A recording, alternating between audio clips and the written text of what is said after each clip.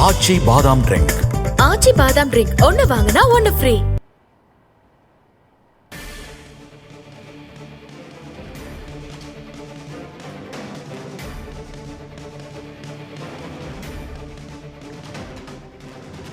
தற்போதைய நிகழ்வை நாம் நேரலையாக பார்த்து வருகிறோம். மத்திய உள்துறை அமைச்சர் அமித்ஷா மீனாட்சி அம்மன் கோவிலில் சாமி தரிசனம் செய்வதற்காக வருகை தந்திருக்கிறார். அந்த காட்சிகளை நாம் நேரலையாக பார்த்து வருகிறோம். விரிவான விவரங்களை வழங்குவதற்காக நமது செய்தியாளர் பாண்டியன் இணைக்கிறார். பாண்டியன், இந்த நிகழ்வு குறித்து விவரிங்க.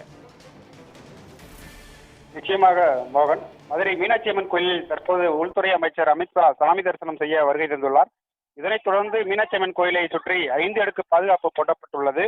மத்திய உள்துறை அமைச்சர் அமித்ஷா தற்போது வருகையின் காரணமாக 1 மணி நேர பக்தர்களுக்கு அனுமதி இல்லை என காவல்துறை தடுத்து வருகின்றனர்.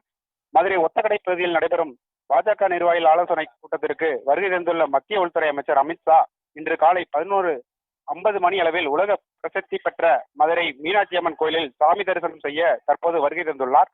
இதற்காக காலை 11:40 மணி அளவில் சிந்தாமணி பகுதியில் உள்ள தங்கு விடுதியில் இருந்து பலத்த பாதுகாப்புடன் புறப்பட்டு மத்திய உள்துறை அமைச்சர் மீனாட்சி அம்மன் கோயிலில் தற்போது சாமி தரிசனம் செய்கிறார்.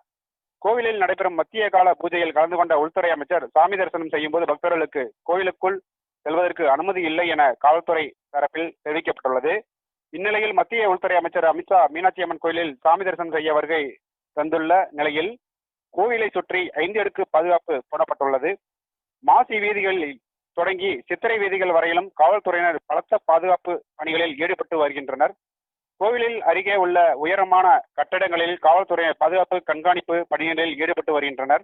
கோவிலில் சுற்றிலும் மோப்பநாய் உதவியுடன் வெடிகுண்டு தடுப்பு நிபுணர்கள் சோதனை நடத்தி வருகின்றனர்.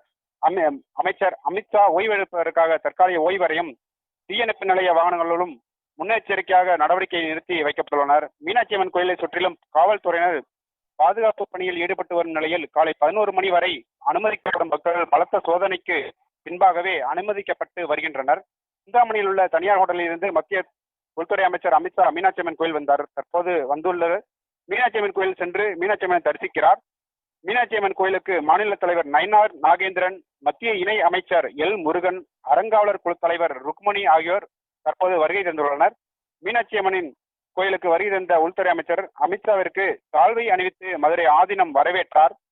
மதுரை ஆதீனம் ஸ்ரீ ஹரிஹரர் தேசிக ஞான சம்பந்த பரமாச்சரிய சாமிகள் உள்துறை அமைச்சர் அமித்ஷாவிற்கு காவி நிற சால்வை அணிவித்து வரவேற்றார்கள். மேலும் மதுரை ஆதீனத்தின் மூலமாக வெளியாகும் தமிழாகரன் இதழையும் திருஞான சம்பந்தரின் புத்தகத்தை மதுரை ஆதீனம் வழங்கினார்கள்.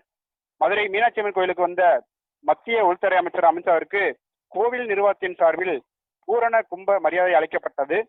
மதுரை மீனாட்சி அம்மன் கோயிலில் சுவாமி தரிசனம் செய்வதற்காக கோவிலுக்கு உள்துறை அமைச்சர் தற்போது வந்த நிலையில் மத்திய கால பூஜை கலந்து கொண்டு சுவாமி மற்றும் அம்மனை சுவாமி தரிசனம் செய்ய உள்ளார். அமித்ஷா வருகையை முன்னிட்டு கோயிலை சுற்றிலும் 5 அடுக்கு பாதுகாப்பு போடப்பட்டுள்ளது. அமித்ஷா சுவாமி தரிசனம் செய்து வருவதால் பக்தர்களுக்கு கோவிலுக்குள் செல்ல அனுமதி இல்லை. மோகன். பாண்டியன், குறிப்பாக தற்போது வரையிலான விவரங்களை நீங்கள் பதிவு பண்ணீங்க. சாமி தரிசனம் செய்த பிறகு அமித்ஷா அவர்களின் அந்த பயண திட்டத்தில் யார் யாரெல்லாம் அவர் சந்திக்கிறார், எந்தெந்த கூட்டங்களில் அவர் சந்திக்கவிருக்கிறார், மதுரையில் முக்கிய பிரமுகர்கள் யார் யாரெல்லாம் அங்கு தற்பொழுது கூடியிருக்கிறார்கள் என்பது குறித்த விவரங்களையும் நீங்கள் பதிவு பண்ணலாம். நிச்சயமாக மோகன், அதாவது இதனை சாமி தரிசனம் செய்துவிட்டு ஜிஆர்டி தனியார் ஹோட்டலில் உள்ள நிர்வாக கூட்டம், அதாவது மீனாட்சி அம்மன் கோயிலில் தரிசனம் செய்து முடித்துவிட்டு நயினார் நாகேந்திரன், தமிழிசை மாநில தலைவர்கள் அண்ணாமலை, தமிழிசை சவுந்தரராஜன் உள்ளிட்ட பலர் கலந்து கொண்டு ஆலோசனை கூட்டம், மாநில மையக்குழு கூட்டம் நடத்த உள்ளனர். மோகன். விவரங்களையும் காட்சிகளையும் வழங்கியதற்காக நன்றி பாண்டியன்.